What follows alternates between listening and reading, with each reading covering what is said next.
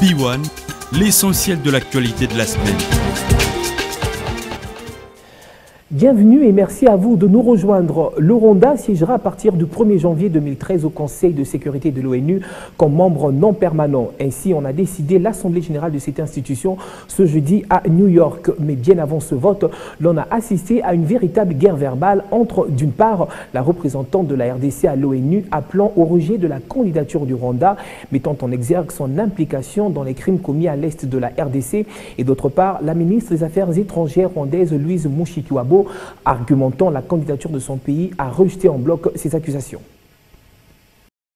Le Rwanda siège dès le 1er janvier 2013 au Conseil de sécurité de l'ONU comme membre non permanent pour un mandat de 2 ans. Le pays de Paul Kagame a été élu jeudi en dépit du récent rapport des Nations Unies accusant Kigali d'armer les rebelles M23 dans l'est de la RDC. Même les interventions musclées de la représentante de la RDC à l'ONU n'ont pas suffi pour former ombrage sur la candidature du Rwanda. En plus de son rôle de stabilisateur de la RDC, le Rwanda constitue aujourd'hui l'oasis de paix pour tous les criminels de guerre qui opèrent dans la partie orientale de la RDC. À ce titre, ma délégation objecte à ce que le Rwanda puisse faire partie du Conseil de sécurité en tant que membre non permanent. Jugée digne ou pas, la candidature du Rwanda a tout de même été acceptée, ce qui réjouit la ministre des Affaires étrangères. On n'a pas été surpris. Il y a beaucoup de frustration du côté congolais, mais vous savez, les crises à l'est du Congo, on n'en est pas la première. En tant que membre du Conseil de sécurité, nous sommes plutôt de la valeur ajoutée. Avec son rôle déstabilisateur de la RDC, Kigali est pour de nombreux observateurs loin d'observer les principes des Nations Unies, notamment le maintien de la paix et la sécurité internationale. A ajouté que 5 nouveaux sur les 10 non permanents que compte l'institution ont fait leur entrée, parmi lesquels l'Argentine, l'Australie, la Corée du Sud, le Luxembourg et le Rwanda. Visiblement, pour certains politiques, l'élection du Rwanda au Conseil de sécurité de l'ONU n'est pas à percevoir comme une défaite diplomatique de la RDC face au Rwanda. Bien au contraire, elle place la RDC dans une position de force devant contraindre le pays de Paul Kagame au respect de la charte de l'ONU. Avec sa dénonciation dans plusieurs rapports comme soutien à la rébellion du M23 dans l'est de la RDC, Kinshasa et Kigali se sont lancés depuis lors dans une guerre diplomatique. Toutefois, cette désignation du Rwanda au sein du Conseil de sécurité de l'ONU n'est pas à percevoir comme une victoire diplomatique du Rwanda sur la RDC. La victoire que le Rwanda participe d'une manière indirecte au Conseil de sécurité comme un assistant au permanent n'est pas une victoire diplomatique sur la RDC. Vous vous trompez absolument. C'est-à-dire, c'est une représentation sous-régionale qui permet au Rwanda de défendre les causes ou les problèmes posés par l'ensemble des pays de l'Afrique centrale, et pourquoi pas de pays des Grands Lacs. Quand le Rwanda a été choisi par les pays de l'Afrique, parce qu'il représente une partie de l'Afrique, ce n'était pas encore la guerre ou les agressions qu'il y a aujourd'hui. Et le Conseil de sécurité, le rapport de l'ONU qui a prouvé que le Rwanda était derrière les gens qui attaquaient notre pays, est venu après. Donc on a interpellé le Conseil de sécurité par rapport au choix d'une personne ou d'un pays qui n'a pas confiance à la MONUSCO.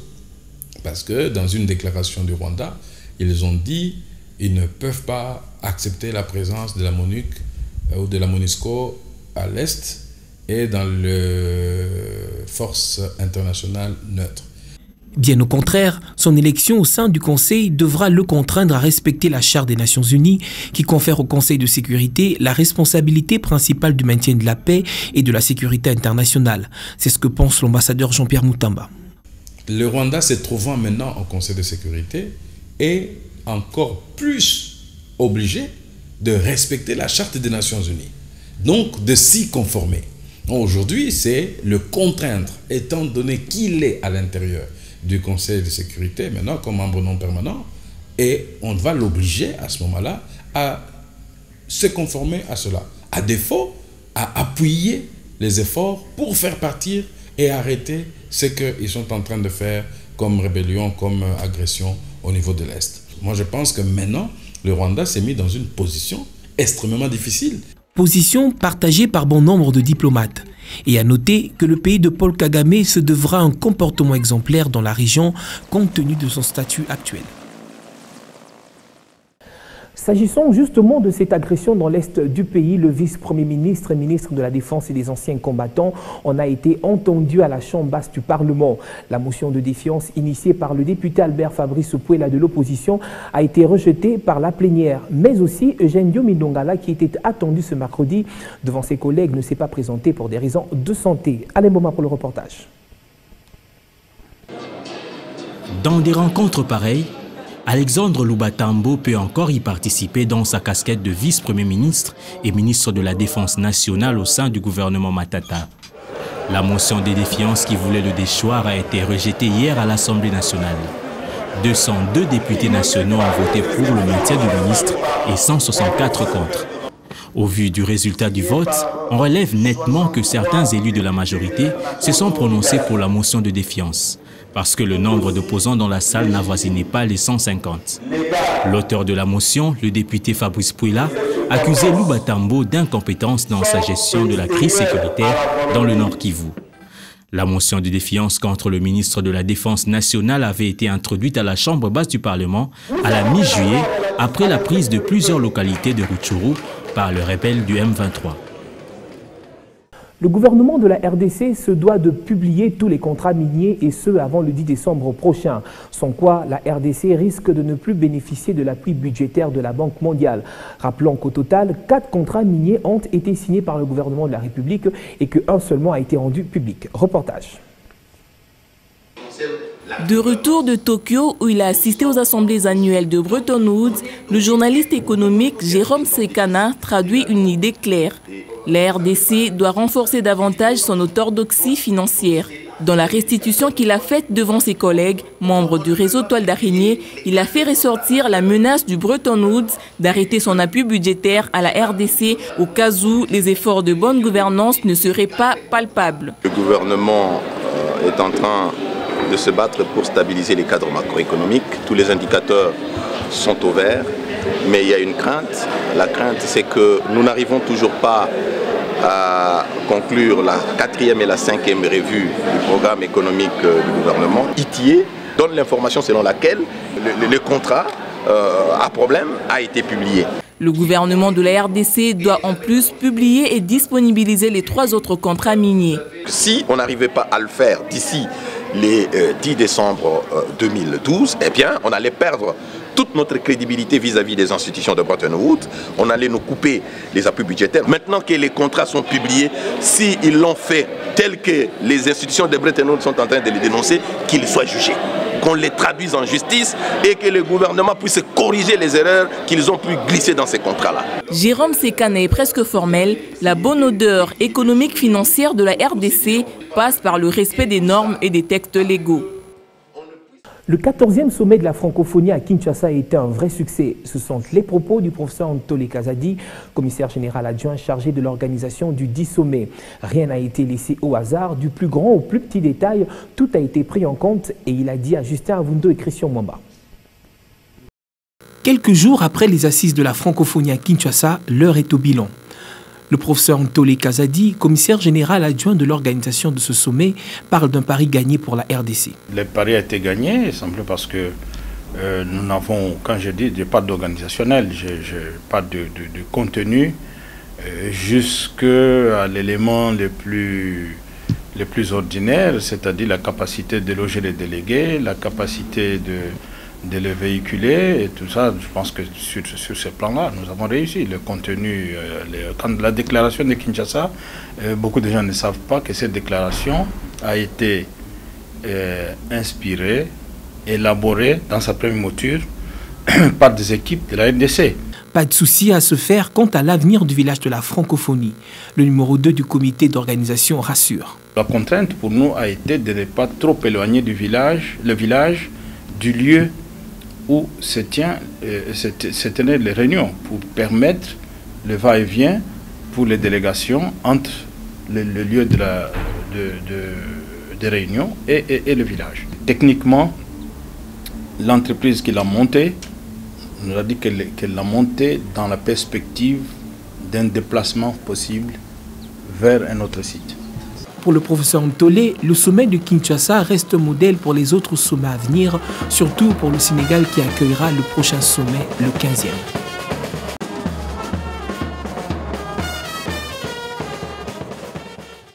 Le projet du budget pour l'exercice 2013 a été déposé ce jeudi au bureau de l'Assemblée nationale par Matata Mponyo, accompagné du vice-premier ministre et ministre du budget. Un budget qui se veut réaliste, répondant au quotidien des Congolais. La contribution à la dédollarisation, c'est aussi avec les lancements des nouvelles coupures à valeur faciale élevée. Et dans l'optique d'améliorer l'éventail fiduciaire, les billets des 20 000 francs congolais. Ce nouveau-né de la Banque centrale du Congo sera en circulation à partir de ce 1er novembre 2012. Le lancement de la coupure de 20 000 francs rentre dans le cadre du processus de l'amélioration de l'éventail fiduciaire et ce qui va bien sûr contribuer à la dédollarisation de notre économie. À cette obligation de stabilisation monétaire s'y ajoute celle de la loi financière. Le Premier ministre Augustin Matata Mponyo, accompagné du vice-premier ministre et ministre du budget Daniel Samba, a déposé les projets du budget pour l'exercice 2013 au Parlement, un instrument d'exécution des programmes d'action du gouvernement soumis dans les délais. Pour que l'action du gouvernement commence dès le 1er janvier 2013, il était donc de notre devoir de nous conformer aux exigences constitutionnelles, à la volonté de la population. Cette volonté veut que le budget soit déposé dans les temps. Et il a été déposé. Qu'en est-il du contenu? À combien se chiffre ce budget? Matata Mponyo s'explique. Donc ce n'est pas un budget qui va soulever beaucoup d'espoir, beaucoup de rêves, mais c'est un budget qui va soulever beaucoup de réalisme. Un budget censé donner le moyen d'action au gouvernement, des moyens que nous escomptons mobiliser à plus ou moins 100%. Nous devons sortir de ces chemins, de présenter en tout cas des projets qui ne cadrent pas avec la réalité vivante. Et puis, sachez que la grande finale de la Vodacom Superstar 3e saison se joue le lundi 29 octobre prochain au studio Maman Ngebi de la RTNC. On liste 5 candidats sur les 14 qui étaient sélectionnés au départ. Ils devront donc jouer leur dernière cartouche et ce, devant la star américaine Akon. Fezamike et Christian, on va pour le reportage. C'est le lundi 29 octobre prochain que sera levé le suspense sur la Superstar Vodacom 3e édition. Les comités organisateurs de ces shows télévisés l'ont annoncé ce vendredi lors d'un point de presse. Nous allons bientôt découvrir celui ou celle qui va succéder à Sarah Kaloumé juste à mes côtés, qui est la preuve légendaire que réellement Vodacom forme et élève des vraies stars. Et cet événement est bien plus qu'un simple show. Vous allez vous rendre compte que c'est un véritable engagement de Vodacom dans sa recherche imminente de placer le Congo sur la carte mondiale des stars incontestables. La grande star américaine, parrain de l'événement, confirme sa présence lors de ces shows. Les Congolais sont souvent démoralisés, ils pensent qu'ils disent « ouais, non, il ne va pas venir, non, est-ce qu'il va venir vraiment, Ace, non, on ne croit pas ». Donc non, il vient bel et bien cette fois-ci pour la finale de la Vodacom Superstar saison 3. Pour la gagnante de l'édition précédente, son expérience passée aux côtés de la star américaine était un moment inoubliable. Pour moi, ça a été une très belle histoire. Une très belle, ce sont des souvenirs à ne jamais oublier pour moi. Et j'encourage aussi à ces 5 candidats restants de se donner à fond, de vivre ce que j'ai vécu. Plus que ça, parce qu'avec Akon, il y a toujours des surprises. Et tout ça, c'est surtout grâce à Vodacom Congo. 5 candidats sont en lice et c'est le public congolais qui devra, grâce à des votes, désigner les vainqueurs de la 3e édition de Vodacom Superstar. Un mot en sport avant de nous séparer. La sélection de la RDC sera difficile à battre tout au long du championnat. C'est en tout cas la conviction du sélectionneur national qui s'est livré ce jeudi à la presse. Claude Leroy reste très confiant envers son effectif. Candice Ntonatima. Après les éliminatoires de la CAN 2013, cap à présent sur la phase finale de la compétition prévue du 19 janvier au 10 février 2013, la RDC fera sa réapparition 6 ans après en Coupe d'Afrique des Nations. Le sélectionneur national Claude Leroy, face à la presse, soutient que les Léopards seront une équipe difficile à battre tout au long du championnat, si bien qu'au regard des têtes des séries publiées récemment, il redoute certaines nations et souhaite qu'elles ne soient pas sur le chemin de ces poulains à l'issue des tirages au sort prévus le 24 octobre prochain. Bien évidemment, quand on est sélectionneur de la RDC, si on peut éviter le Ghana qui aurait dû être en demi-finale de la dernière Coupe du Monde, et la Côte d'Ivoire qui a quand même fait une démonstration de sa qualité, c'est plutôt mieux. Mais ça ne veut pas dire que si on joue le Ghana et la Côte d'Ivoire, on ne fera pas tout pour les battre. Hein. Vous avez même posé la question, est-ce qu'on sera au niveau de la compétition? Je suis sûr qu'on sera au niveau de la compétition. Je suis sûr qu'on va surprendre. La RDC est casée dans le chapeau 4 avec le Togo, l'Éthiopie et le Cap-Vert. Claude Leroy ne vise pas à changer l'effectif qui a bataillé lors du dernier tour des éliminatoires. Par contre, il tient à intégrer 4 ou 5 joueurs supplémentaires. On va essayer de convaincre certains joueurs absolument de nous rejoindre. Je pense qu'il nous faut 4 ou 5 joueurs dans ce groupe supplémentaire pour que personne ne se sente tranquille de sa place. Il faut absolument mettre les joueurs en concurrence pour qu'ils soient bons, sauf les gardiens de but. Signalant que la phase finale de la CAN 2013 permettra aux Léopards de préparer le Mondial 2014, tout en relevant qu'ils joueront leur prochain match des éliminatoires du Mondial en mars prochain face à la Libye. Et c'est la fin de ce magazine. Vous nous recevez également à Londres sur la www.bone-tv.com.